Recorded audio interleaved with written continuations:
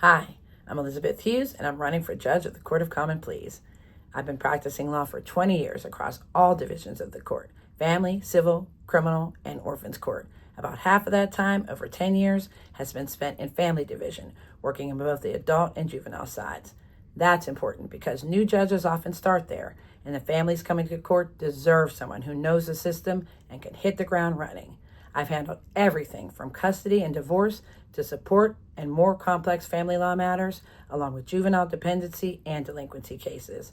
I've seen firsthand how deeply these cases affect people's lives. Much of my work over the years has focused on serving children and families. Right now, I work as a health law attorney, serving as primary counsel for 3 major area hospitals, including the region's premier pediatric specialty hospital. Before becoming a lawyer, I worked in child mental health as a caseworker, and as an assistant solicitor for Allegheny County, I handle thousands of involuntary commitment hearings and guardianships to ensure that some of our community's most vulnerable residents receive the treatment and care they needed. That mix of government, health law, and private practice experience gives me a unique perspective on how to be practical, collaborative, and innovative when facing challenging issues. Judges are at their core problem solvers, and that's how I will approach every case, with common sense, compassion, and a focus on real-world solutions. That's what I'll bring to the bench. Common sense for the Court of Common Pleas. When it comes to alternative sentencing, I see it as a fundamental step towards a more fair and equitable justice system. I want to be a part of a legal system that focuses on rehabilitation, growth, and accountability instead of a system that is solely punitive. We know this doesn't work. It doesn't reduce recidivism, and traditional sentencing can often lead to biases along racial, socioeconomic, and mental health lines. I realize alternative sentencing may not always be appropriate, and I would consider any victims when determining how to move forward.